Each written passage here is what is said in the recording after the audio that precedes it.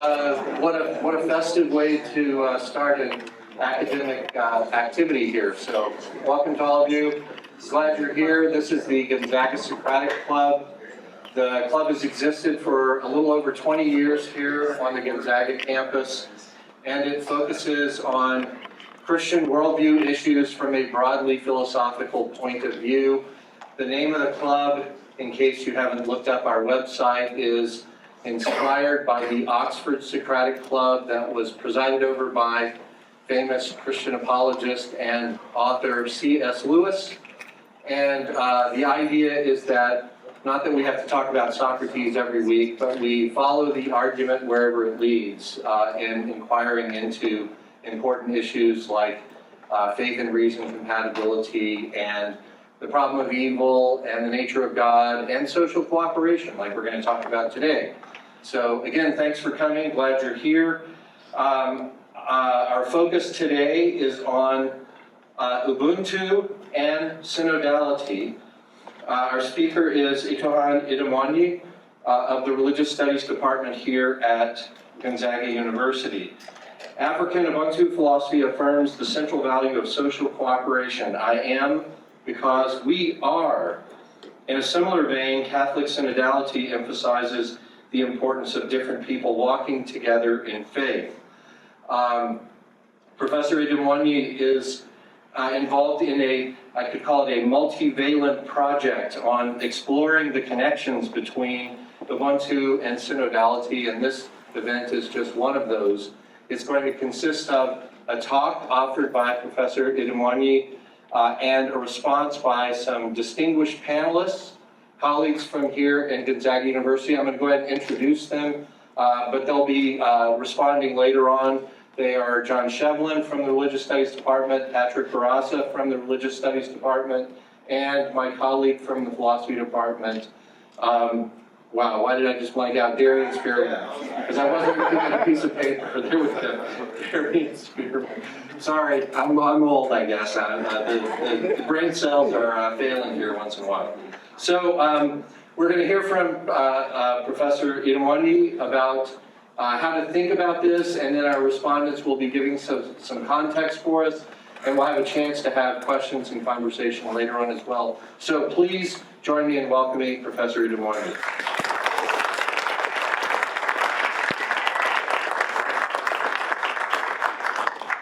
A very good evening to you all. I am so overjoyed to have you all here. Thank you. You know what it means to invite people to a feast and nobody comes? But that's not what is happening tonight. So I really appreciate all of you. Thank you. So this is the topic before us, Ubuntu and Synodality.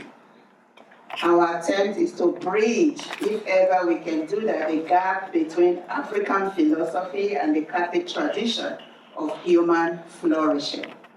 What should we look out for? Before then, I'd like to say thank you to Mission and Engagement. I have been on a trip with Mission and Engagement for 3 years. At the end of 3 years, this is my capstone project to show if I have been a good student.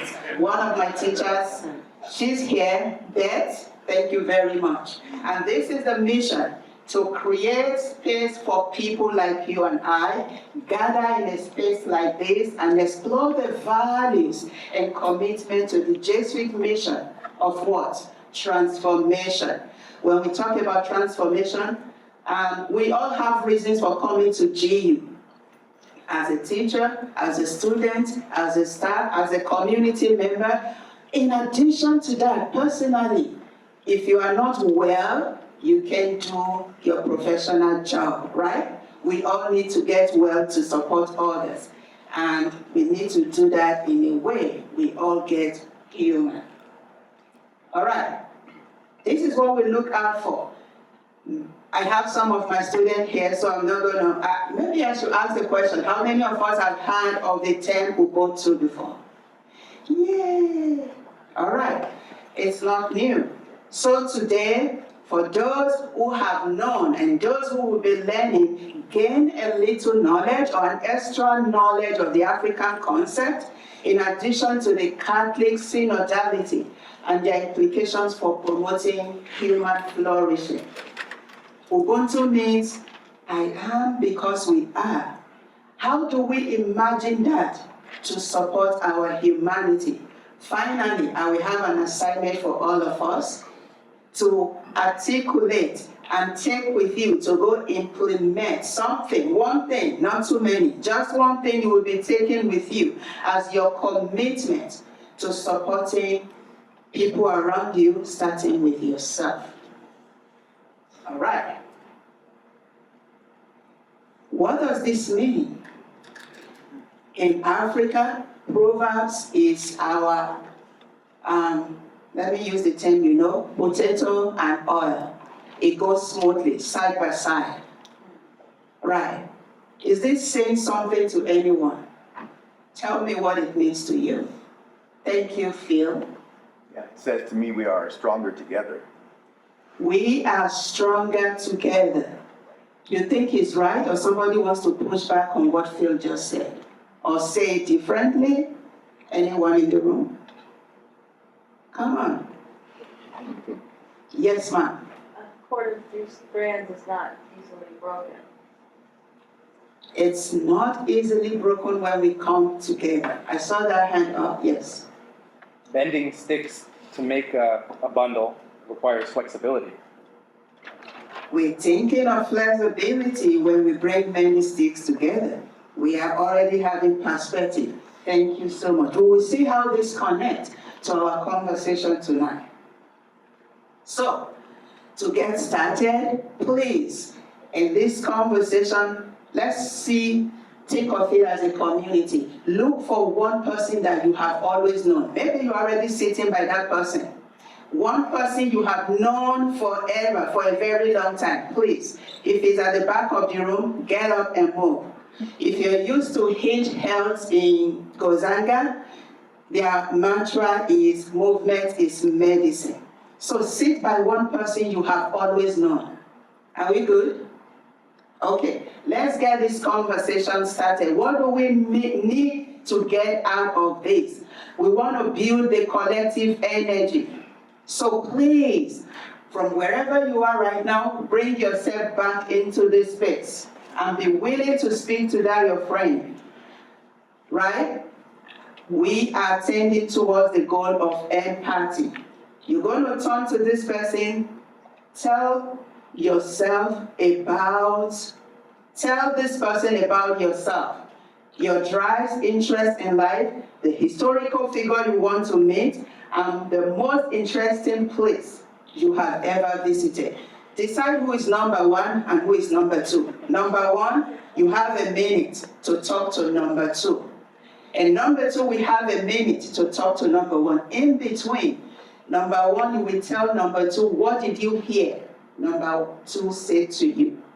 And we guide us. Who is number one? Make that decision quickly.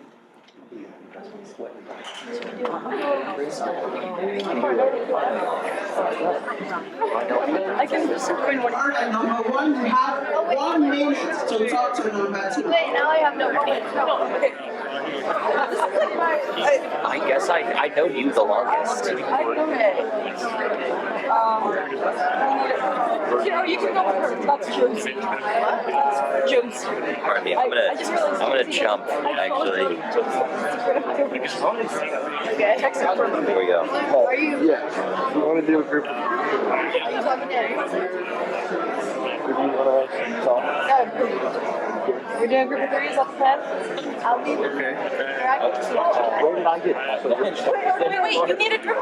Do you need a partner? Yes. Okay, me and you. Actually, come up with you. I'm up for whatever. I just, okay.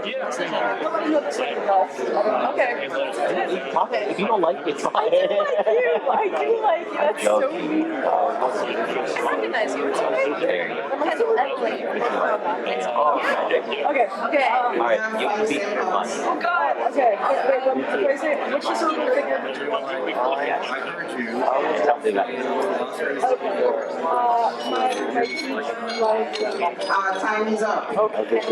California. All right. Who's the figure? Number 2, can you tell the story you just heard? Back to number 1. What did you hear? If you need clarification, it's time to ask questions. You have 1 minute to do that. Let's go. Okay. All right. So I heard you say no. I'm going to answer prompt first.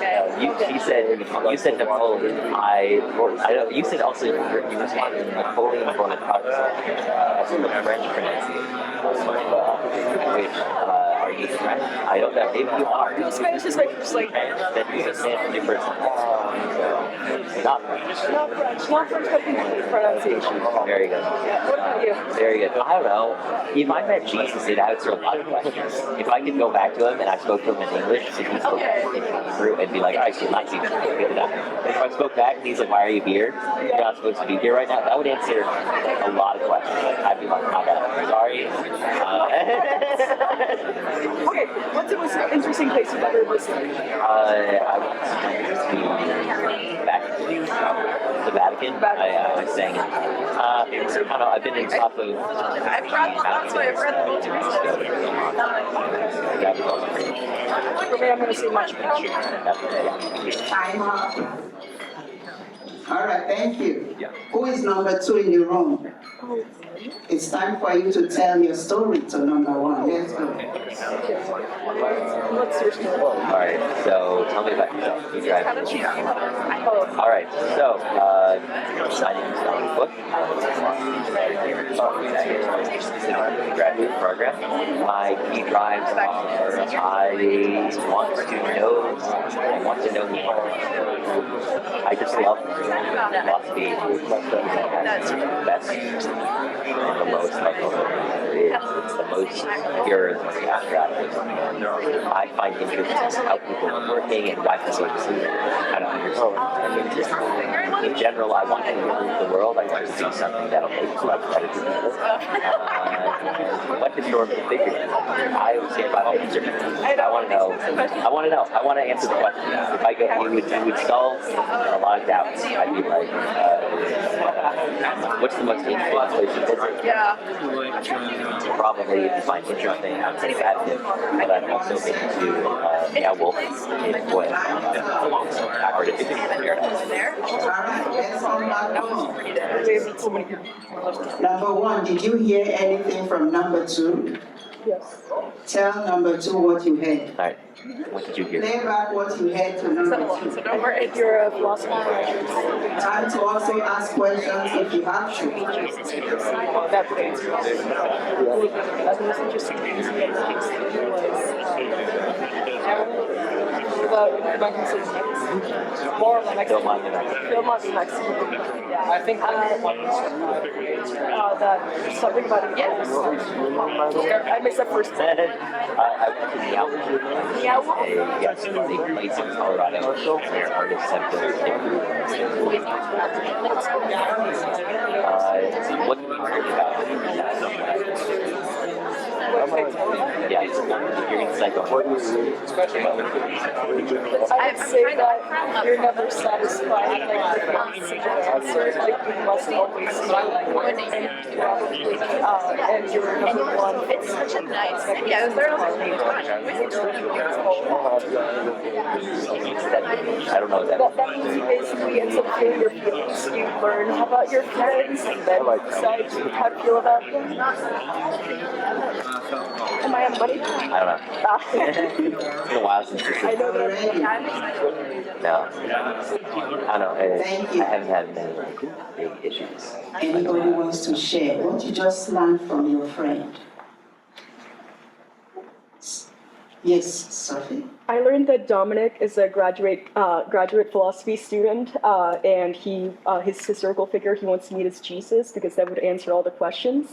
And the most interesting, That's a lot. And the most interesting place he's ever visited was some mountains in New Mexico. What's the name? Philmont Mountains in New Mexico. Philmont Mountains in New Mexico. Thank you, Sophie. Dominic, did you hear her tell you anything? Can you share with us too? Unfortunately, I was taking a while to walk over all the way here, so I only got the last bit of it before we ran out of time. But yes, Sophie wants to meet Napoleon as the historical figure that she wants to meet. And her first language is Spanish. And what is the most interesting place you visit? Unfortunately, I forget what the most. Machu Picchu. Machu Picchu. Oh, darn. Thank you, Dominic and Sophie, for sharing with us. What we just did is the act of active listening. Many times I am talking to Stella, talking to John, I'm talking to Jeremiah, and they are blocked out. They never heard anything. How much attention do we pay to each other? When I tell you stories about myself, we are almost always on the move. We have wheels on our feet, always running. We don't pay attention to ourselves, to those around us, to our environment. That's what we are looking at. So that's part of how we get started. I want to think of synodality. What does that mean? How many of us have heard about the term too? Right. Many people have heard of Ubuntu more than hearing about synodality. The first time I heard this, I thought, this is talking about Ubuntu, but dressing it up differently.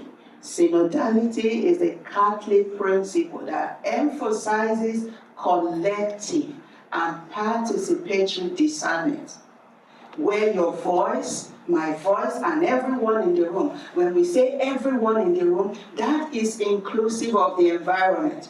That is inclusive of the mountains, inclusive of the fish.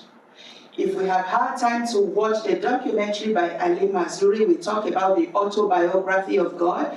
We think when we say man was created in the image of God, the fish, we also say, I'm created in the image of God.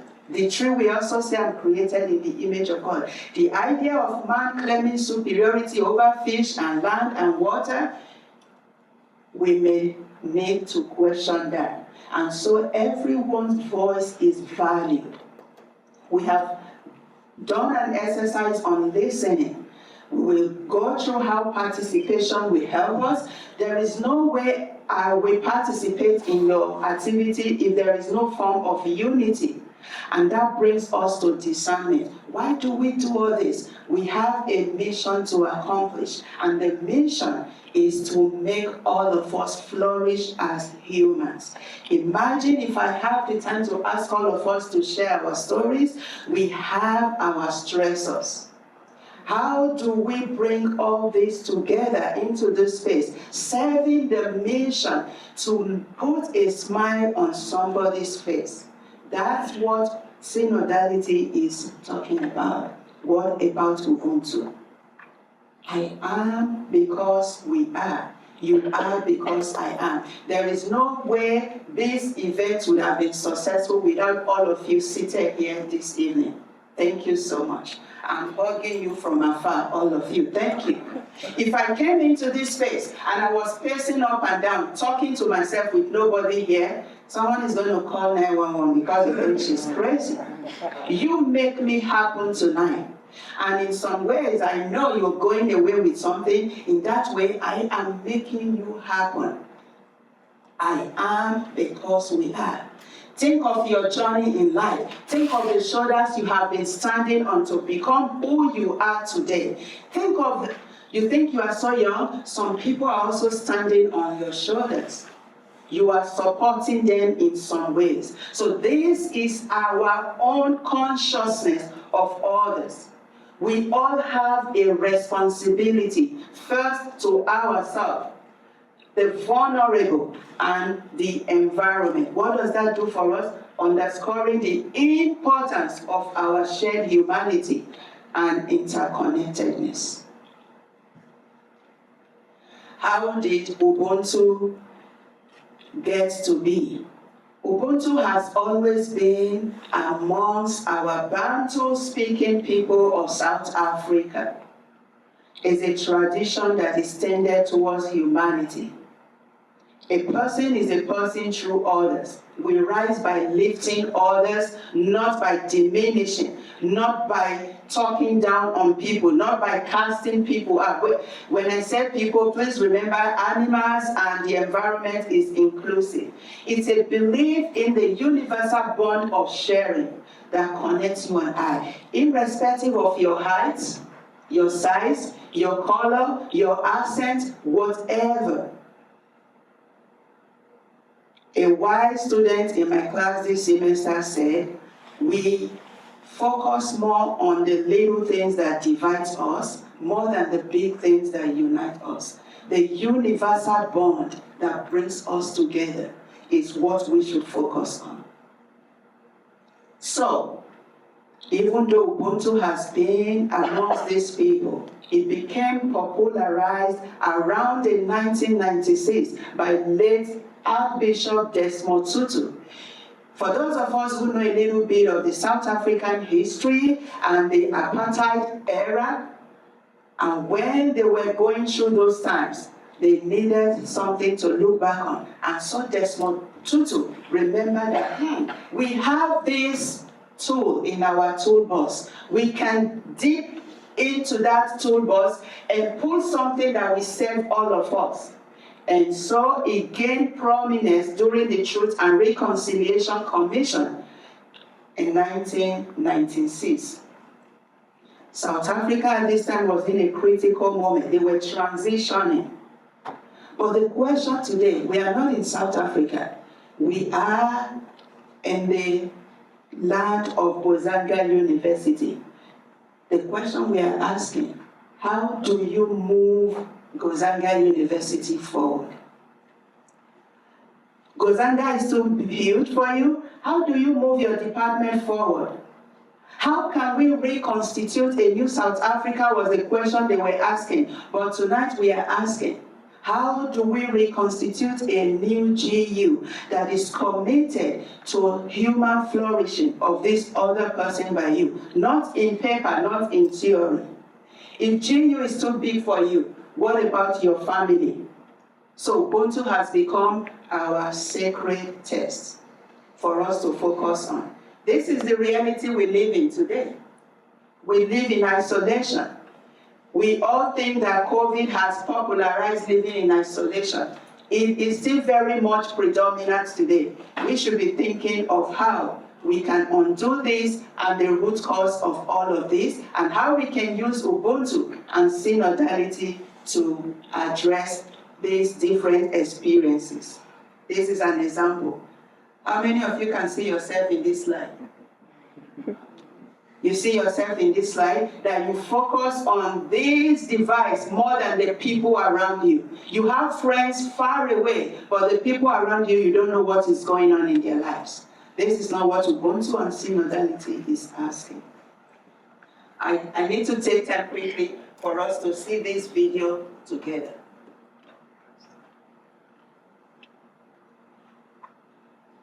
Turn the sound back up. I turned it down. Where do I It's do on that? the video, I'm sorry. It's on the computer screen. So on the YouTube video, just hover over it. I need help. Well, that's what it's all about. Oh, you're so close. That's right. Oh, yes. There we go. Sometimes, when I hear the sounds of children playing, my mind wanders back to my time in Africa.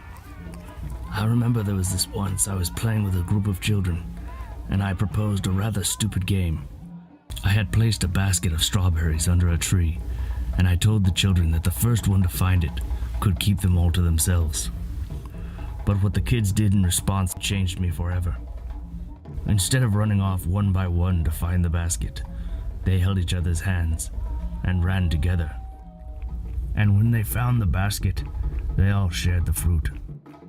When I asked them why they did that, they told me, Ubuntu, how can one of us be happy if all the other ones are sad? I'm not going to ask you to help me explain what you have seen from there. It's a to-go for you. All right, we have time to welcome our panelists now.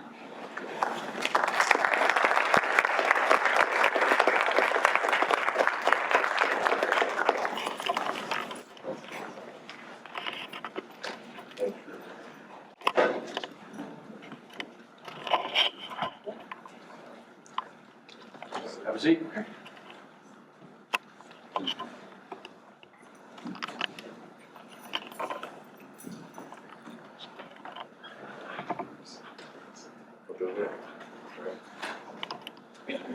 We can decide who wants to get us started. Father Baraka, you want to give it? Or David, or John, whoever. Definitely, His Holiness. I just want to make sure that we are completely firm in what the doctor is trying to say. Give us, when it comes to what Ubuntu is, he has said, is the essence. It is the essence of being human. The essence of being human. And if there is anything that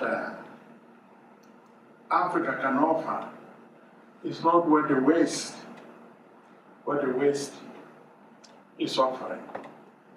Military might, no.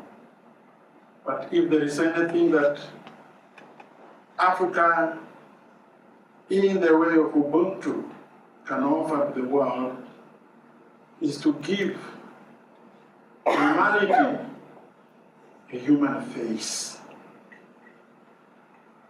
That is the key. And I'm so grateful that Dr. Itohan, your explanation and your sharing with us on Ubuntu is quite intact. But I am, because we are. And if something is an essence, then there is nothing you can subtract from it. All of us live Ubuntu. Thank you.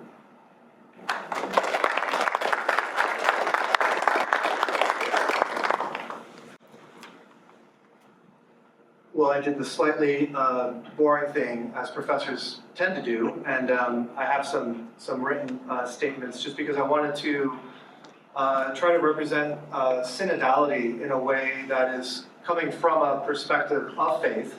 I'm a Christian theologian. I do dialogue with other religions, but I'm a Christian theologian. And so what I found to be amazing in the whole process of the church trying to pivot toward synodality or synodal relating is the way in which I think there's an invitation for conversion. Conversion not between religions or from a religion or to a religion, but the ways in which one inhabits one's tradition, right? Conversion within that, a deepening, a going deeper precisely because of our it's hoped, our change in relating with each other. So just bear with me for a few comments here. For Christians to be synodal means for them to walk together, literally to walk together a pilgrim path, collectively shaped by experiences of dialogue and reciprocity. And here's the theological part. These experiences of dialogue and reciprocity in which the Holy Spirit is understood to be present in some way. So the Holy Spirit, the third person of the Trinity, God, God's self, somehow present in the community in a way that invites discernment or sifting. Synodality enjoins inclusive and participatory ecclesial processes so that everyone, especially those on the margins or the peripheries, can speak with boldness and be heard with courage and hold their space in the body of the church. Because it is a constitutive element of the church and not a fad or an ideological preference, synodality makes visible and it promotes the diversity of gifts and charisms the Spirit makes available as gift to the church. Synodality is a way of proceeding, a habit, a lifestyle, a way of proceeding together as a community that renders these gifts and these charisms simply more audible, more present, more participatory. So many documents have been written by the church at different levels of the church's being in the world. There's a preparatory document that says these words. Synodality represents the main road for the church, called to renew herself under the action of the Spirit and by listening to the Word. The ability to imagine a different future for the church and her institutions in keeping with the mission she's received depends largely on the decision to initiate processes of listening, dialogue, and community discernment in which each and every person can contribute.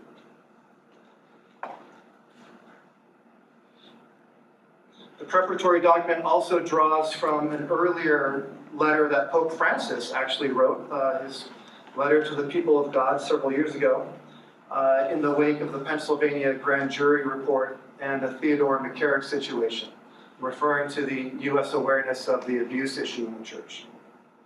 And so that preparatory document quotes the Pope previously by saying this. In particular, we cannot forget the suffering experienced by minors and vulnerable people due to sexual abuse, the abuse of power, the abuse of conscience perpetrated by a significant number of clerics and consecrated persons. We are continually challenged as the people of God to take on the pain of our brothers and sisters, wounded in their flesh and in their spirit. Right there on that big issue of the abuse crisis, but the way in which one can respond to it, to take on somehow, to affiliate with the pain of one's brother, one's sister. That to me sounds like the way Ubuntu construes human identity, that it's drawing me to associate with, to affiliate with, to see myself somehow in the other. So the preparatory document goes on to say that these are deep wounds that are difficult to heal, for which forgiveness can never be asked for enough, and which constitute obstacles, sometimes imposing ones to advancing in the direction of journeying together. It's hard to talk about synodality when one is offended, when one is repulsed by things that have happened, right? So synodality is trying to go right at that response to something like the abuse issue. To go right there and say somehow, how do we repair, how do we maintain community, how do we somehow move ourselves into flourishing with others. The whole church is called to deal with the weight of a culture imbued with clericalism that she inherits from her history, and with those forms of exercising authority on which the different types of abuse, like abuse of power, economic abuse, abuse of conscience, are grafted. Almost done. It's impossible to think of a conversion of our activity as a church that does not include the active participation of all the members of God's people. Together, the document writes, together let us ask the Lord for the grace of conversion and the interior anointing needed to express before these crimes of abuse our compunction and our resolve to combat them. This is a preparatory document trying to say, here are some of the things that maybe the synodal process will expose for us. And so right there, you're getting a sense of there's a real kind of richness of Christian identity that's in play. At the same time, the very practical concerns. How do you repair a church that's been harmed in this way? How do you, in good conscience, in good faith, participate in a church that's done this kind of harm in this way? So synodality is trying to go right to those wounds, right to those sore spots. Gonzaga actually had a synodal process of its own. It was very powerful, I thought, to be engaged in it. Beth, who's in this room, had a hand in organizing it. And at all levels of the U.S. church, parishes, and then dioceses, eventually this goes up, right, to the U.S. Conference of Catholic Bishops, and they compose a synthesis, a kind of, here's what we've heard literally from all over the country. 67 million Catholics are kind of understood to somehow have their voice represented in this national synthesis. And that national synthesis does strike a sober tone, characterizing numerous findings from that diocesan phase as enduring wounds. The enduring wounds Catholics spoke of across the U.S. included the effects of clergy abuse, the effects of the pandemic, the effects of polarization in society and in church, and among the bishops themselves, polarization. And an array of marginalizations. The synodal process really tries to bring from the margins all those who are out there made to be marginalized and to bring them into the center. The examples were the undocumented, the homeless, the addicted, the incarcerated, our LGBTQ plus brothers and sisters, divorced and remarried people who married outside the church. The entire church is speaking of these lingering wounds that the synodal process, as a way of relating differently, is trying to address. Not only has trust been eroded in the hierarchy, but the experience of communion in the church. Father Patrick and I were just talking about communion, that Ubuntu, and for the Catholic theology, communion kind of seem to mean the same thing. That very capacity to feel oneself bonded with, united with, in communion with others in the church, that's been eroded within the church.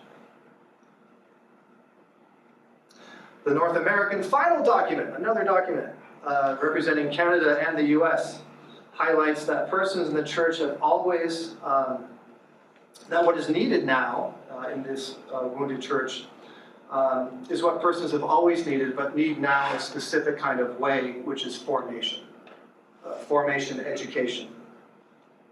One particular session of delegates commented, how do we go about becoming a people that have a disposition of listening? Natively, spontaneously, naturally. Here we are. Itohan just tried to get us to have that disposition of listening. These delegates concluded that formation is a lifelong opportunity to develop human potential and vocation. Formation applies to all members of the church as a communion of baptized. The hierarchy is there, but they're all leveled out in this call to formation, this call to be homo viator, a person on the way, a person journeying, a person learning who's never arrived.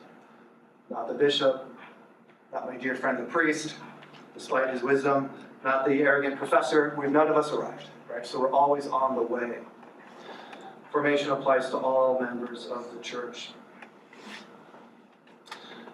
And formation not simply in what does the catechism say about A, B, or C, not so much that, but formation in synodality, formation in being co-responsible for the church, not hunting my responsibilities, but somehow embracing them. How do I develop that as a habit? How do I develop that as an instinct?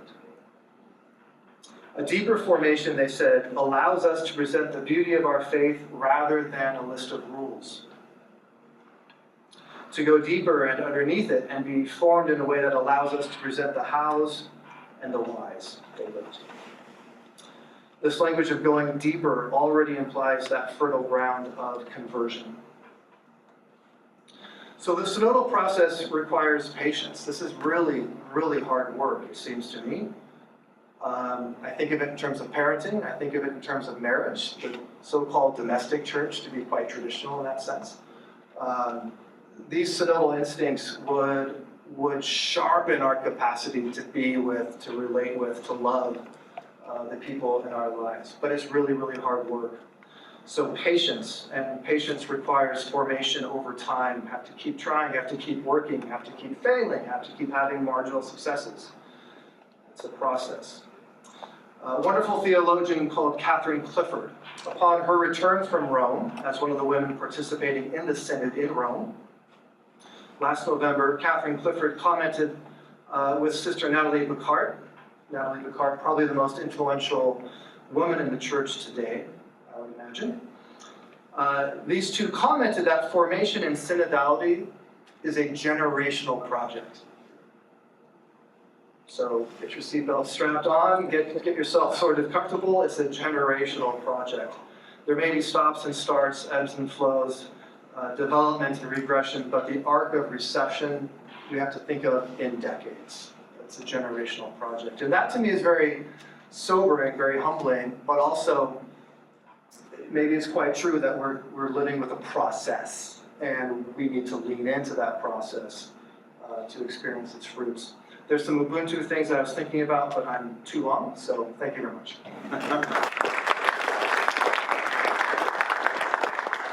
All right, well, I'm going to pick up because I was having some similar thoughts about how these things link together.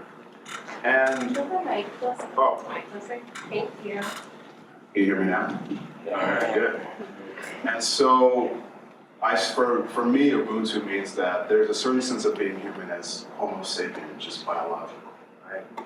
But at a deeper level, Ubuntu means that being human is one thing, but being a person is an ongoing process. It's generational, it's something that's handed down, and it only exists within reciprocity with other human beings.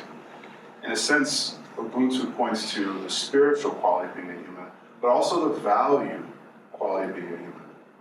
That you really can't feel valued as a person without other people being around. It's really hard to feel like you matter as a person without other people making you matter. And Ubuntu essentially says that that is the real thing that makes humans what we are, is that we can instill other people and places and things with a sense of value and dignity and mattering and belonging. And if we're not actively doing that, continue over time, it can wither away. And we see that very much in our own contemporary society, lots of places around the world, but I'll focus on this place because I'm here. Not necessarily Gonzaga, United States. But we see a similar thing, where tons of people are feeling devalued, they don't matter, and a lot of threads are unraveling. Part of that's because the United States, in lots of ways, has taken a stance that you don't have to invest in people, you don't have to sacrifice for community or deeper forms of connection. Those will be satisfied by buying things in a certain sense, right? And success will fill that void. But clearly it hasn't. And we're dealing with the consequence of that now. What we're dealing with, what was brought up, is going to take a generational project to restore ourselves, restore those capacities over time, if we want to do that. Because it's going to require some things that are important to Ubuntu, but are also important in Christianity and other things as well, and I hope to look at some of the overlaps within that.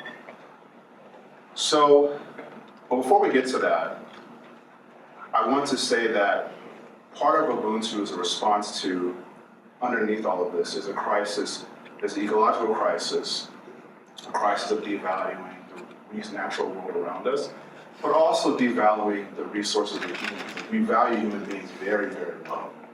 And a lot of us are feeling the weight of that. That what's in us, what we hope to do, what we feel we should do, our mind, our spirit, our imagination, it's not valued in what the future holds for us. And that creates a lot of anxiety because it's not supposed to be there. It's supposed to be a receptacle for you in the outside world for what's inside of you, this great thing that we call being a human being. And Ubuntu is what all of that looks like. You pool it together. If you imagine a pool where people pour their heart out and it continually ebbs and flows and people join in and it keeps going and it changes color and shape and form. And as more people leave, other people have to come in to maintain it. But if everyone pulls away, enough people pull away, it starts to spill out, right? And so that, if we want to live with that, it's going to require a few things, which I saw like to Ubuntu and other things, with the discernment of spirit. The first is forgiveness, and thinking about what that really means and what the place for that is in being human and in our society. In the sense that if you close yourself off, if you're wounded and you close yourself off from this broader process, you can lose a piece of your humanity, right? Not only is the other person, the person who perpetrated lost their humanity, but you can lose it as well. And so it's very important to understand that forgiveness might mean more than just about who's right and who's wrong or what someone deserves or doesn't deserve, but restoring the general capacity to be human and make others feel meaningful and valued, part of what figuring this in Ubuntu, in the concept of Ubuntu, is that every single person is connected to other people. And every single person has the capacity to endow and bring value to other people. Maybe you don't see it because you only see that dimension of that person that harms you in a certain way. But if we're not able to restore that person and you, not only are you missing out and they're missing out on what they could be doing, but all the people that they're connected to. The United States, especially in our justice system, it's much easier to think of people as individuals that did something, and we have particular words that do that. We call them perpetrators, criminals, these types of things. And but it's harder to see that a lot of those people have whole connections in places where they belong and where they come from, right? You see that's why it's so easy to look at the issue with immigration in certain ways, where it's remove people because they're not contributing anything. They're just defined by a particular thing that they've done or didn't do correctly. And that's been an ongoing thing in the United States. It goes all the way back, especially as a Black person in America, with Blackness being equated with criminality and disconnect and not belonging. And the response from certain people to see that the only way out of this is to create a new capacity. And there's a real question about where that new capacity can come from if you're not willing to participate in creating it, right? It's hard to say, okay, you have something that's with you, that's made you do something to me, and I'm gonna have no part in helping you restore that capacity or do that. I just want to see you punished in a certain way, or I want to disconnect from you at all costs. There is a situation where it collectively undermines that capacity is so important to what we all need from each other. The second thing, and this might be the last thing, but I'll talk about it for a little bit, is the idea of collective discernment, with the synodality in particular, is the idea that we are not the ones who on our own as individual people are going to solve all of these problems. We have to create a capacity for a deeper reality to act through us, called the Holy Spirit. There's lots of ways to talk about it. And the more injured and afraid we are of ourselves and each other, the harder it is for that to become real. The heavier the weight is, right? Part of what the Holy Spirit means in a certain sense is that God is immanent with us in the activity of what we're doing in the world.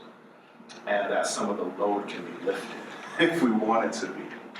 But that requires being willing to see other people as integral to the process of what all this is with yourself. What's much easier, especially in this society, comes from race, it's come from how we treat indigenous people, from how we treated women and lots of other people, is that it's certain people really, really are very, very important. Other people, anything else can happen to them. And the excesses will be made up by some type of competition over resources, right? But solving this problem that we're facing as a nation, which is, I would say, just another blossoming of an old problem, requires being willing to genuinely care, to recognize something within someone else, and to commit to restoring that. Like, the same way we need to restore the land, we also can restore ourselves. And as Itohan brought up with the isolation and loneliness, and how that you get more and more of a silo with your phone and these types of things. These are particular algorithms and patterns, and they're meant to provoke a certain stimulus from you, but they're not discernment, right? Discernment is very hard to do. There's a form of discernment that you can do by yourself for sure. I try to do it. But there's another form of discernment that you find in Ubuntu or Synodality, which is can only happen if we're together, and we can't, and it's something that fundamentally can't be run by algorithms. You can't collectively have a discernment and have it be predictable in a certain way by process. And lots of institutions, the church included, have struggled with the ways that certain forms of collective discernment or awakening or awareness can challenge established structures because it's not bound by what you can predict or what you've read or all kinds of stuff like that. There's a certain form of freedom or real living that you're only going to get when you know that other people are connected with you and invested in you, and vice versa, Right.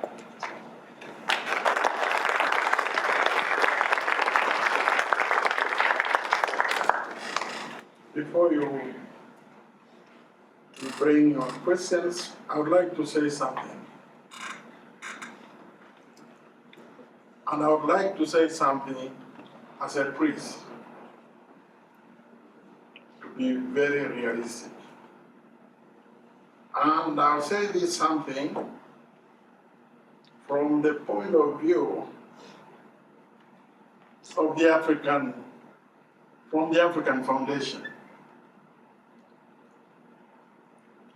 We look at it this way. You all know elephants, do you? You know elephants?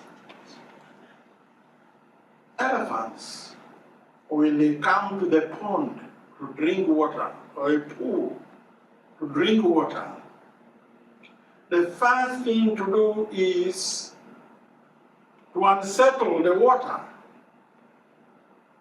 That's what elephants do. The first thing is to unsettle the water. And then it will drink. Why? The whole reason is that an elephant knows that if the water is settled, it will see another elephant inside. And that is a big contradiction to the elephant. I am big. I don't deserve to see others to throw the ball to your side. In regard to that story, is that we are afraid to look at ourselves, and we are prepared to condemn that one or that one. And because of that, we live in that atmosphere of noisy, because we don't want to show ourselves. We want to blame. What I want to say to all of us is that let us learn to reflect ourselves.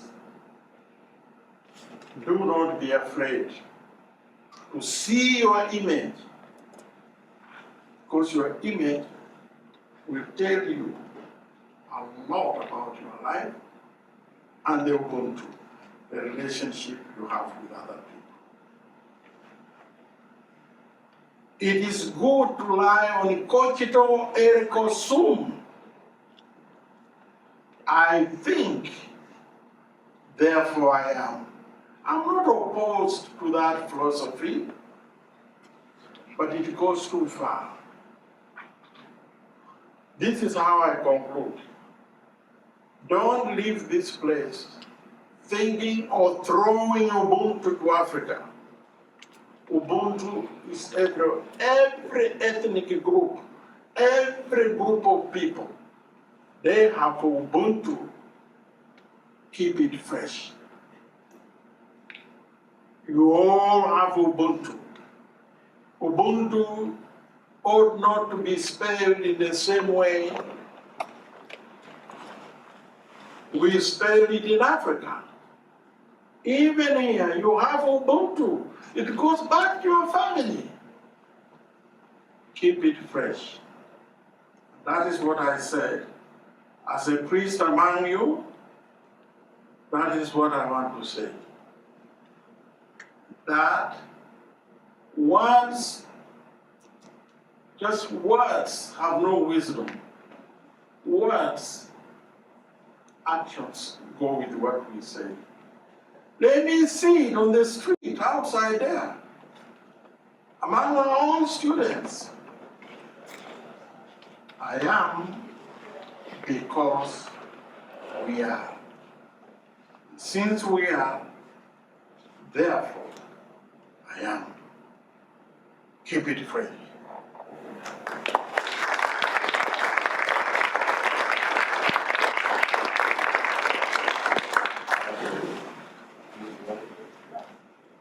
So we have about 20 minutes for questions, and you can direct your questions either to the panelists or right if you want to. Okay, so please, welcome. Questions? Okay. So I have 3 questions. I was curious about Ubuntu. It seems like a really good idea. And it also seems like the polar opposite to the Western view of capitalism and individualism. So as most of us know, like too much individuality will breed greed. So can Ubuntu also be overdone? Like, if so, like, what are the consequences and like how can it be managed so it doesn't get to that point?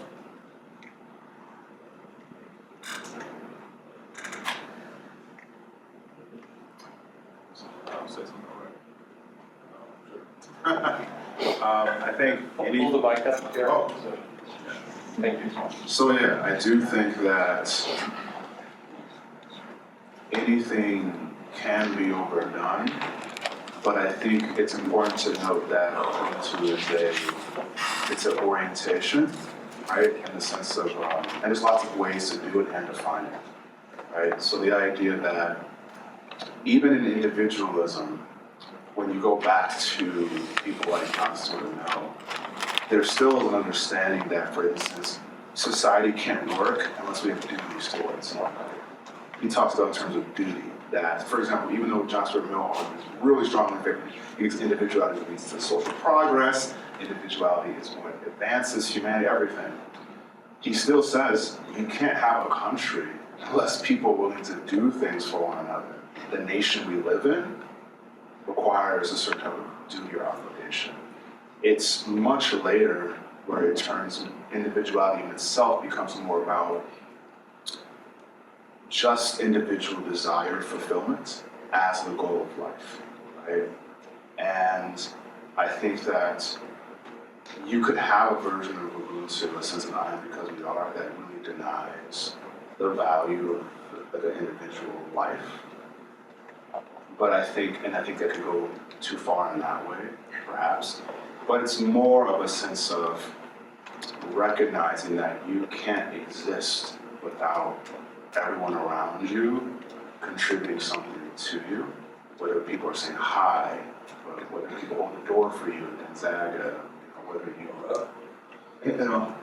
all these little things and make it so you feel like you're here in the place.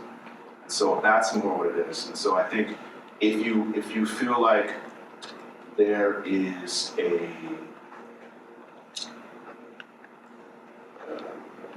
certain ethos or idea and everyone's repressed underneath it, that would be a form of stagnancy and it could be a problem for Ubuntu. But I think about more as an orientation, and you could define it in different ways. And so yeah, I think too much would look like not having any respect for different opinions or different ways of thinking or being for the sake of conformity. But as I understand Ubuntu, when it's done properly, it's not conformity. It's mutual recognition. Another question. Hello. I've heard a lot about Ubuntu, but I found it interesting that Father Barraza brought up Descartes, I think, therefore I am. I think of Ubuntu almost like a fine synthesis model between Eastern communalism and Western individualism. Am I incorrect on thinking that? Where it's Descartes says, I think, therefore I am, and I cannot be sure if anyone else exists. Eastern philosophers say, I think only because other people taught me to think. This is more of a, I think, but I was taught by other people. I think in English because my parents taught me English. Am I incorrect on these thoughts, or am I on the right track?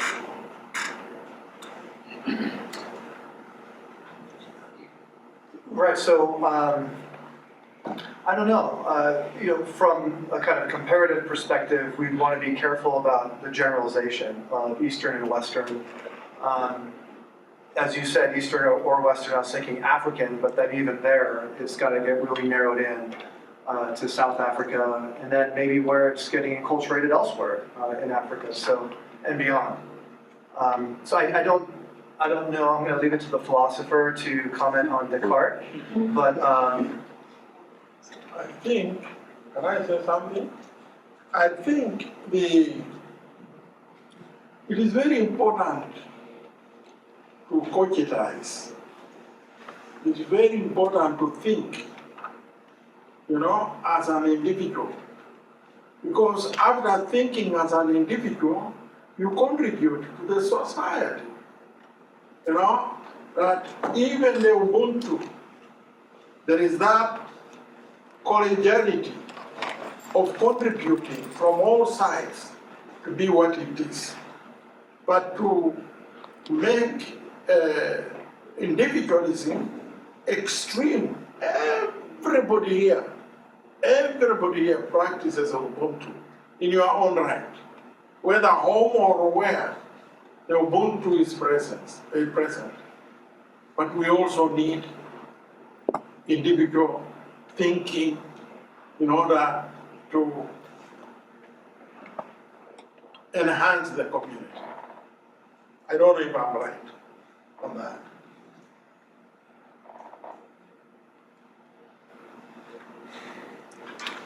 Donnie Shepard, so good to have you here. Good to see you always. I have a question for the panel.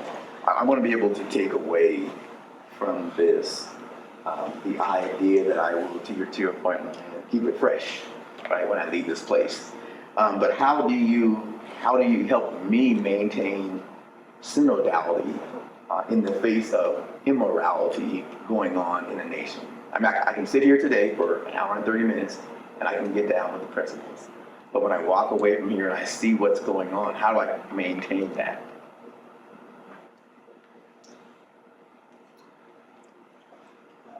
I was going to say, when IK asked his question about can Ubuntu be overdone, my thought was, well, gosh, that would be a good problem to have. Because it seems like we're so far from that. We're so far from habituating synodal instincts of listening, of speaking forthrightly, of being transparent and being honest. And then, of course, the whole question that I think that you're alluding to of being formed rightly. How do I get formed so that I'm not one of those people that you're referencing, once we leave this building? To IK's question, maybe related to yours, I'm thinking, from a theological perspective, I'm a Catholic, but maybe with a Protestant and maybe a slightly Calvinist-leaning sense of the human condition. We're really flawed. I mean, we're amazing. This is amazing. My friends are amazing. My daughter's amazing. All kinds of extraordinary beauty in the human condition, but we're so deeply broken at the same time. And the cyclical nature of just witnessing the brokenness again and again, right? I think that's the context of living. I think that's where we are right now. It's where we always are, but it sure seems awfully stark in this particular moment. Before coming to this building a couple hours ago, the university president sent an email out. 2 of our international students have had their visa revoked and their data in the State Department scrubbed. That's extraordinary. That's our country. That's our unit. So that's our family at the same time, right? Ubuntu, some people with Ubuntu talk about it as family. If you don't know what Ubuntu means, think of family. Those two students who we don't know, that's our family. I don't know how to answer your question apart from agreeing with it and just maybe deepening that sense of we're broken and extraordinary. Oh, I was just going to support what John says in this manner. Do you remember Mussolini? You've heard of Mussolini? You don't. I'm sure you've heard of Mussolini. The war was raging at the front line. People are dying. And the commander went to Mussolini and said, people are dying like flies. Do something about it. And Mussolini said, go to the front line and say this, chi si ferma è perduto. Anyone who stops is finished. And that is the message that John, I would like to tell everybody. We cannot answer everything. But what I know is one. Keep on keeping on. Chi si ferma è perduto. Anyone, that's Italiano. Anyone who stops is finished. Don't stop. Thank you.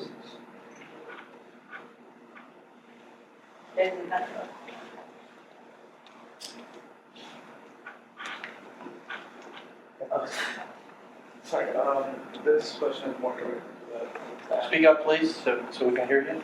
yeah. You mentioned Ubuntu being like a family, and like every other family, there's this functionality. It can be broken, it can be repaired. By being aware of the dysfunctionality, does that at least push us in a direction that we can be proud of, or is it just another thing we have to worry about? Now that we know we're dysfunctional and we have no direction to change, we're only that. We're a family, yes, but broken at its core. Fascinating, but essentially shattered at its fundamental level. Why? How can we exist like this, knowing that, at least from a self-awareness perspective? I think, my friend, there is no time when you will be immune from what you are sharing. There is no time. Have you ever come across the word chaos? C-H-A-O-S. Chaos. It's very good. And with it, it tells us that something somewhere is wrong. We need to repair it. It is a very important word. Don't be afraid of that word. Even God Almighty could not create the world out of order, but was created out of chaos. It will come. Come what may, it will come. And it will help us to see the right way. I'll respond to your question and probably link a little bit with yours as well. So one, family is, I think when we're talking about it, when I think about it, it's not just biological bonds, it's also an ideal of how humans can be together in a certain level, right? And this means that the ethos of family, the spirit of family, is something you can take and carry with those who genuinely want to do that with you, right? And so sometimes regarding the dysfunction, the brokenness, as you mentioned, it will help you identify those who genuinely want to try to live up to those ideals with you, right? And there are some who won't. And it doesn't mean you necessarily have to, this is why we talk about forgiveness. But it doesn't mean that it's going to be perfect and there's going to be no problems. It means that there's something that comes from striving towards that ideal with others. Intentionally, that's the key, that's what I mean. When it's done intentionally, all kinds of things can happen, right? And it's important to, when you initiate that process intentionally and you protect it, to your point, out in the world with others. It can be one person, a couple of persons, but you genuinely have that thing going. It can keep growing and go to other kinds of levels and open possibilities for you and the other person. This idea of genuine mutual recognition and reciprocity can keep going. And there has to be a belief in the capacity to heal, right? And as it also been said, this project is going to be generational.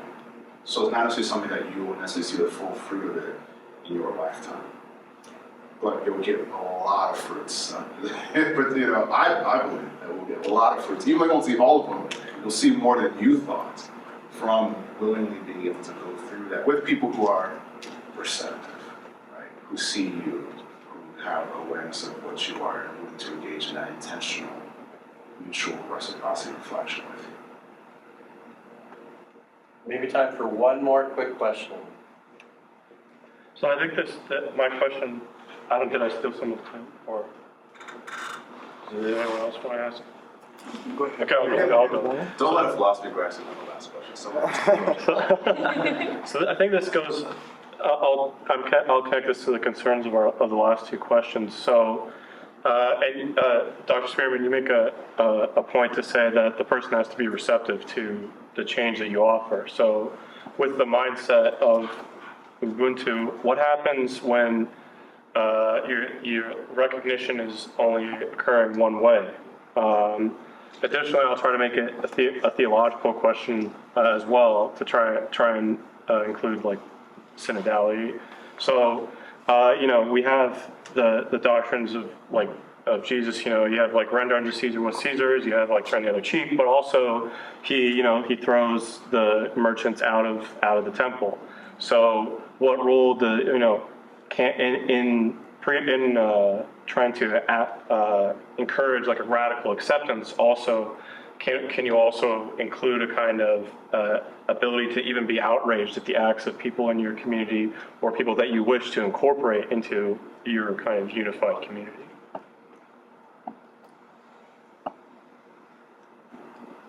Yeah, I'll say something brief so that other people can say something. One of my points is that, or talking about this, is that having the outrage and having that action is important, but it's not a way of life. When you think about when I think about these family or connections or this mutual reciprocity, I'm thinking about how are you going to sustain a certain level of commitment or energy for your whole life without being able to really go home anywhere afterwards. And home being something you make with other people. So for me, I always say the crisis of homelessness is much broader than just some people being out on the streets. It's a much deeper, broader problem. So for me, it's more about that and that sense of how do you actually sustain a human life of depth and value? So many people get burnt out. They get destroyed by what they're trying to do because they don't have anywhere else to go and they can't restore themselves. And I tell a lot of people, students, all kinds of, especially young people, like the world needs you to be the person you are when you're 50. Sometimes you're just getting certain capacities as an elder. So that's kind of how I respond to that. Just very, very quickly, I said something bleak earlier, I'll try to be more positive now. One of the things I really appreciate a lot about the synodal process is the fact that it's so inductive. In a hierarchical institution like the Catholic Church, to see it as a pyramid inverted, so that, the bottom is so big now, because I'm seeing it kind of more at my eye level or something, to actually get that witness coming from the people themselves, the so-called people of God, the church. That's kind of therapeutic itself, being able to speak about what your joys really are, what your deep frustrations have been. what your moral outrage might be at those who, maybe even within the church, are not doing what you understand to be bread and butter, core discipleship kinds of moral norms. All of that is getting aerated, right? And so that sort of social process is also exemplifying the theological claim about human dignity, right? Every person who experiences that bold, courageous speaking and honest, humble listening, everyone who experiences that says, oh, this is wonderful, this is fresh air, this is amazing, can we continue? So it's a process that actually starts with the people themselves and begins with exactly what they're feeling, whether that's joy or, I think as you said, outrage. Yeah.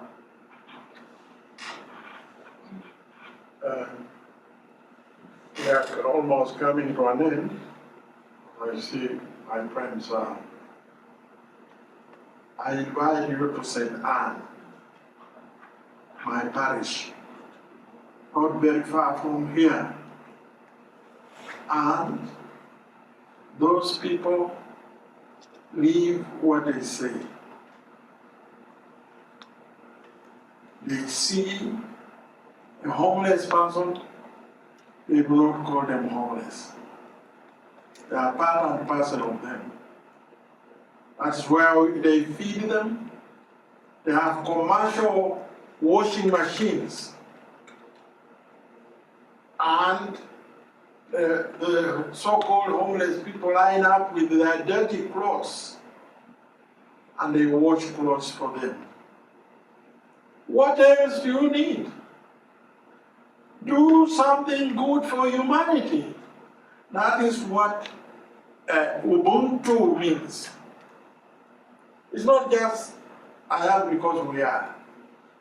It is I am because we are, but in action, not in theory.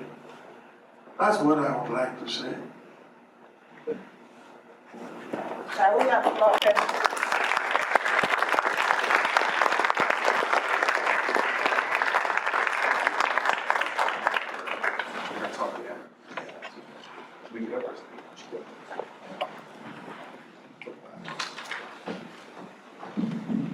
Thank you so very much, everyone.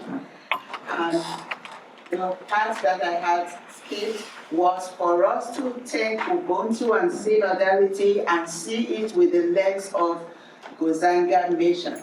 What they emphasize for us is community belonging, shared values and purpose as we journey together. We talk about respect for diversity. We all don't look alike, and we bring our multiple gifts to the table, and there is room for continuous growth. For those of us who talk about chaos, chaos is supposed to make you. How you respond to chaos is what makes you. How you keep your sanity in the face of chaos is what you have as a gift to give to the next generation. Keeping your sanity. So, the fundamental laws of being human is to think of your interdependentness. You are not by yourself, you can't do it by yourself. You cannot be human on your own. No, we have to be human through relationship. I need you to be me. Father Baraza made reference to something I want to say again. You are not human because you think. The trees, they think. The animals, they also think. So, what makes you human and the person you become is when you are in participation, in relationship with others, covering up the lack and the weaknesses of the person around you. That's what makes you human. That's what makes you a person. Quickly, I'd like for us to build our social and restorative circle. When we talk about forgiveness, it's not because I don't know what you have done to me, but I can still look at you in your eye, knowing what you have done to me, and I say, I have forgiven you. I know, but I don't remember it. If I remember what you have done, I'm remembering it with a mind of working together with you in a way that we will make our world better. So I'm not going to ask you to move. Together with the person seated by yourself, this is our assignment. We're supposed to think of perspective taking on self-reflection and a sense of obligation. You remember our objective at the beginning? First of all, think about yourself, your daily life and your interactions. Father Baraza says you need to see yourself in the water. Self-reflection, and then how do you see those around you? When you are done thinking, I'm going to ask you to take a minute, reflect one way that today's interaction opens a new path for you to take practical steps to apply Ubuntu and Synodality to foster good neighborliness, creating a supportive community. There is chaos in the world, but how do you contribute to making it better? Take 1 minute to reflect on what you have had tonight. How will you take Ubuntu and the synodality we have had to make yourself and your world a better place? After 1 minute, I'm going to ask you to have a conversation with the person by your side. Let's go. We can do it. With all you have heard, somebody says, what should I take away?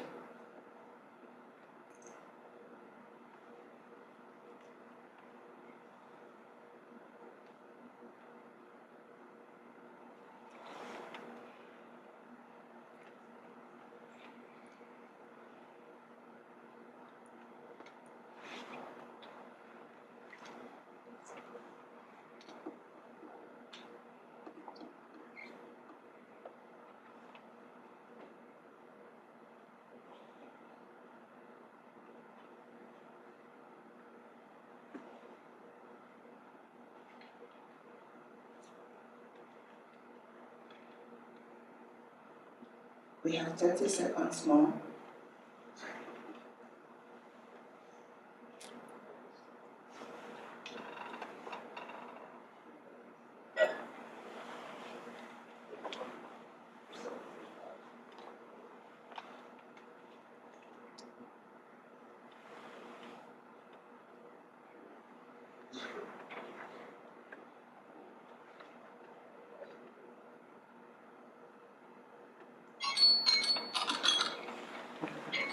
So what we have just done, many of us, we are too much in a hurry.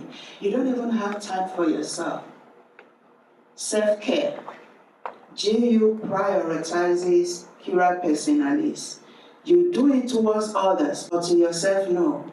You know how somebody is coming to your room tonight and they tell you ahead of time and you are fixing everything so that it will look good. How many of us are guilty? I am. Yeah, see, I'm not alone. You clean it up so that your friend will not judge you. What is wrong in you fixing your room for yourself to feel good? Come into that space and treat yourself as a king. That's what we are just doing. Take a minute to reflect what you have learned. Now turn to the person by your side and have the conversation. Practical commitment. What will these two people do? Leaving this space to say, this is how we will support our world. We're not expecting you to change the whole of the United States. No, your own small space is your world. Let's do it. Come on, get in conversation. We have 2 minutes to do that.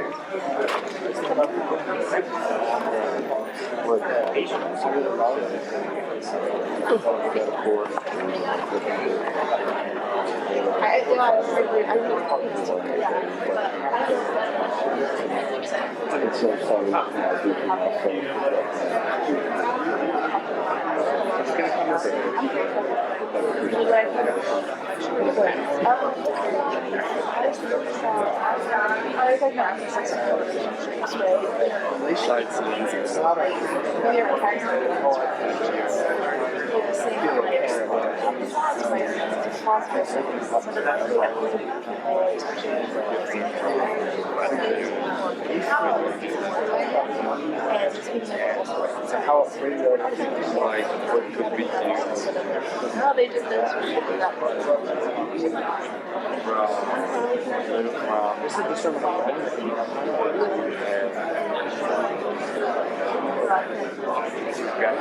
love it. Thank you. That's new. So, thank you.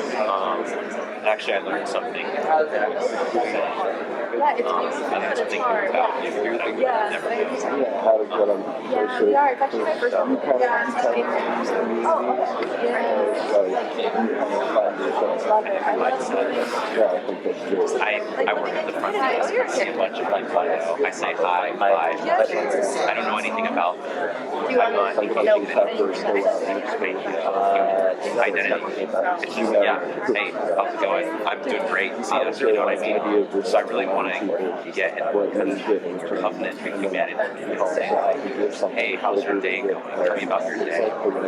Let's talk about it. Instead of just say hi. Let's just not say hi and bye. You know? So that's something that I'm going to try to work in response. Yeah, thank you. All right, So welcome exactly what you back. said. Do we have one courageous person in our space that want to share with us your commitment to this cause? Thank you. I was thinking about patience in relationships. I think sometimes we can become increasingly focused on like the negatives. Like we were talking about our like roommates even, you know, like sometimes you can focus on what annoys you about your friends or so on, but these are people, like I'm a senior and a lot of my friends I've known for 4 years and they've formed fundamental pieces of who I am. And I think there's a lot of beauty in that and being able to lean into that positivity, even if maybe you aren't saying the negatives out loud, but they're forming a narrative in your head that is hurting your relationships and your growth sometimes. Patience, she says. We are all evolving. We are not perfect people. Did you hear that we are all broken and flawed people? We are pressing towards the mark. We are pressing towards being perfect. Shall we ever be perfect? I don't know, but every day is an opportunity for us to do better. Patience with each other. Communication is key, right? Thank you for sharing that with us. Please, if it is convenient, to exchange contact with this person you had this conversation with. So when you leave here, you are reaching out to say, you know what we said in this room? I am your accountability body.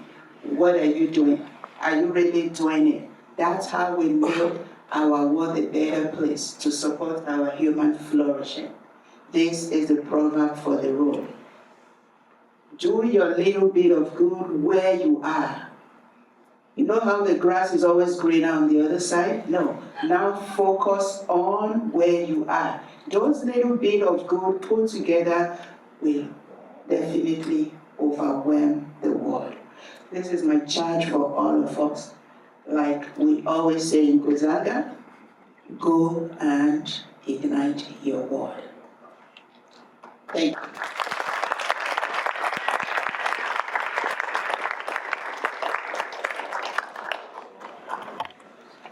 We just have I want to say thank you to so many people for contributing to this. First and foremost, for everybody who's here, the participants showing up and being here is how we will make the change. We want to thank Gonzaga University Socratic Club for holding this space and the conversation, the invitation, especially David Calhoun in that. The Religious Studies Department and the Office of Inclusive Excellence. Obviously our panelists, Father Patrick Barraza, John Shovlin, Darian Spearman, and Annette Winters who did that grocery shopping, so you want to make sure you grab that snack on the way out.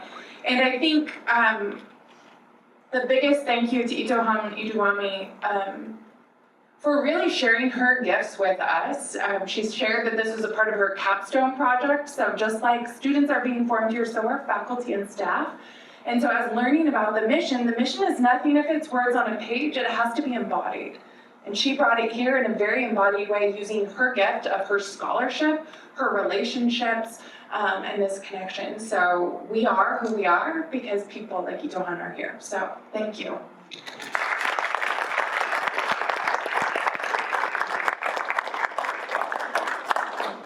Thank you. Have a beautiful evening, everyone.